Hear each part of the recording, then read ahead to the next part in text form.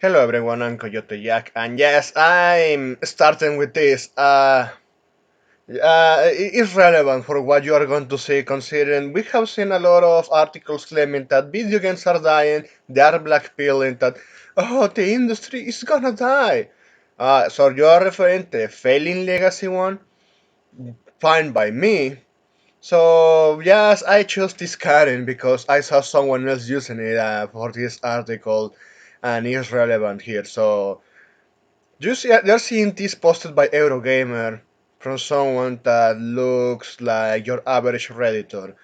Video games are losing the quote-unquote attention war to gambling, pron, and crypto, according to industry reports.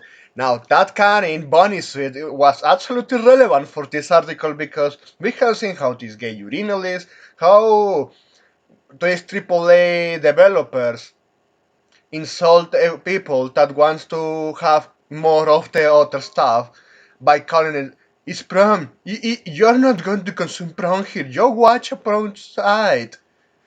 Okay, that's what you want. No wonder that people are just driving away their attention to away from video games, or at least from the legacy media. Look at this. A new report by Epilion, a gaming industry advisory company headed by venture capitalist and market guru Matthew Ball, has broke down the state of video game industry and has published data indicating the median is losing the war for people's attention to other ventures, including gambling, crypto, and prawn.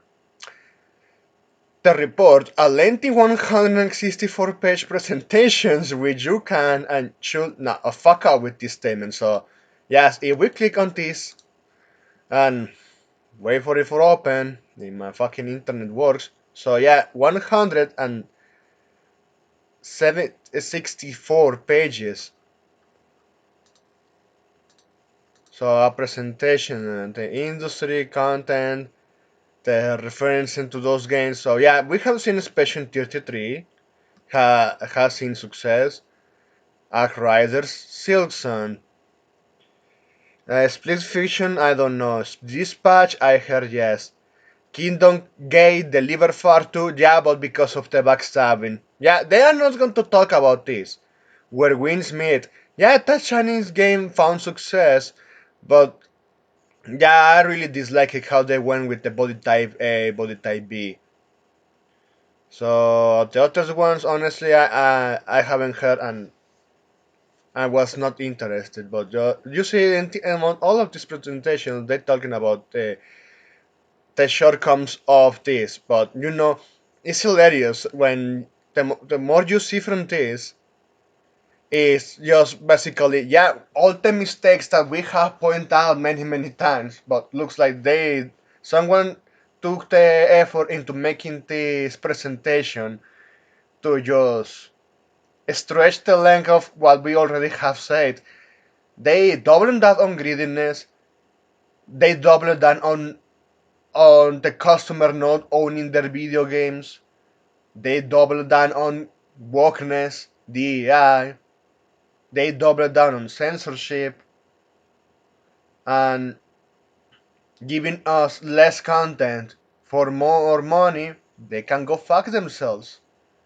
And yes, all of these cancellations, like EA cancels Black Panther and shut down Clean Hunger Games, new Titanfall game was actually real but it got cancelled, Warner Bros. Closed Monolith Productions and Multiverse Studio, Amazon Games got it amid 14 layoffs because their fucking MMOs suck and failed.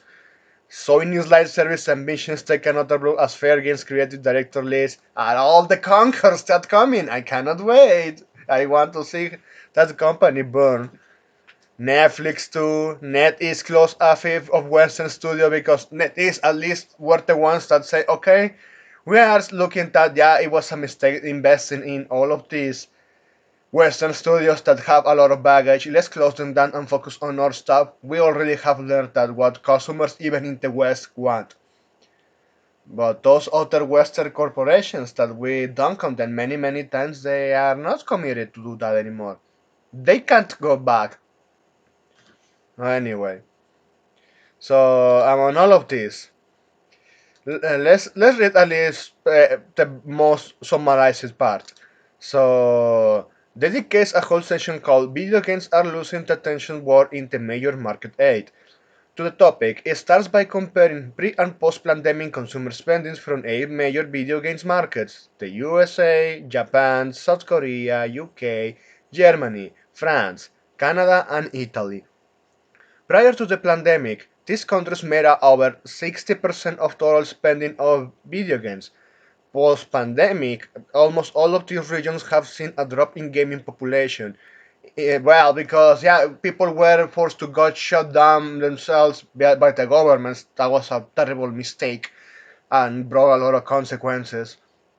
So anyway, you are seeing this increase of the player base and well, people buying video games because they are locked down in their houses, in their apartments, and that's an entertainment that is perfectly suitable for someone that can be shutting itself down into their homes. And they use that to trick investors to spending money and make once again the over exaggerated expectations while also producing shit. And anyway, let's continue.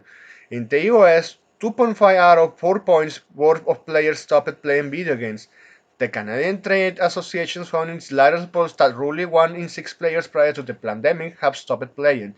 Or you know what? How do you know that they are not playing older stuff? I have seen mm, like guys that are way younger than me jumping on older video games. They are way younger than me, and they are just keep hitting the good classic SNK games, the legacy ones, the good old era of King of Fighters and Metal Slug, and those are that didn't grow up and they're playing it and enjoying it.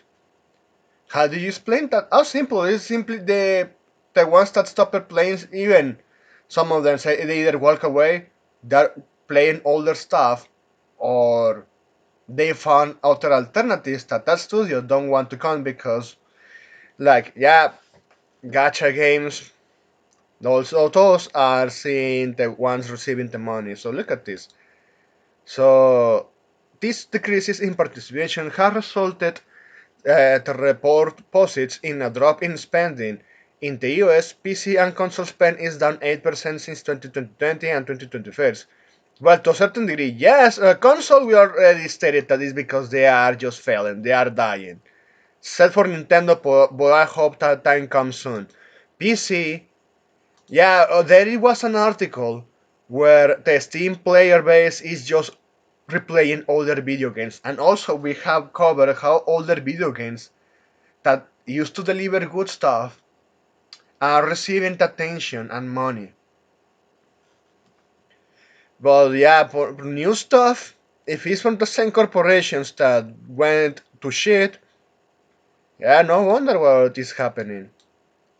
So, so it's down 8% since 2020 and 2021, which comes to roughly 2.3 billion.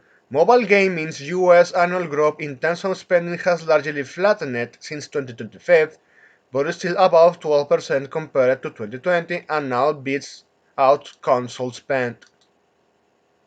So yes, even if you can claim that because inflation, some gacha games that are just stopped receiving money, but also those gacha games like coming out of South Korea, some exceptions in Japan like Uma Musume, Unfair Grand Order, and then you have China with a lot of gacha games. They are competing, they're fighting tooth and nail to keep the customers attached. They want that money and they are the ones going far and beyond. And yeah, they are going to crush the console market because they are those companies are giving customers what they want. So let us continue. Total spend across all quote-unquote market aid regions on console and PC shrunk by 4.8 billion, and mobile is down by 3.3%. All while 5 of these 8 markets are at all-time highs in terms of total spend, this money is instead going elsewhere, to Roblox for example, which reports states make up 70% of net growth. I fucking hate Roblox and I hope they find a way to shut it down because yeah, and also punish the shitty parents for allowing their kids to be engaging with groomers. But anyway, I wanted to get that out of my chest. So that's a lot of dire sounding figures. Yeah, but why is this happening? Where is all this attention and money going? To other alternatives. Well, Chapter 4 of the report links this route to multiple other mediums garnering people's attention. These are social video creator pron, AI assistants, crypto and meme coins, predictions markets, online sports betting, and iGaming and iCasinos. Well, iGaming and iCasinos. Are you referring to gacha games? Anyway, so yeah, that presentation saying, oh yeah, other people walk away for other types of content, but they don't. If you know, it could not be like that if it actually delivered the good stuff. Or even it's rarely to see from the same fucking legacy industry, see them taking risk. Or when they do, their risk is about light service swap that is going to shut down, like Concord. So yes, all of this, man. We can cut this shit because it was referring to the spending on each market and even jumping on OnlyFools. But yeah, if you want to put OnlyFools where obviously, yeah, you have a lot of desperate men and a lot of internet whores wanting that money. But you know what? Video games can get money too if only deliver what people want. For example, again going back to this Karen, it also is an effect. I'm not going to deny that when people are going to lose interest in gaming entirely if either they are out of options or they say, okay, I already played the old stuff and I already experienced everything it could offer. I'm out. That can happen. But yeah, the ones that keep remaining and playing video games, they can find alternatives or playing the old stuff. And it also has been proven that older games hold up way, way better than the modern day slot. But that's it. Thanks for watching and please take care.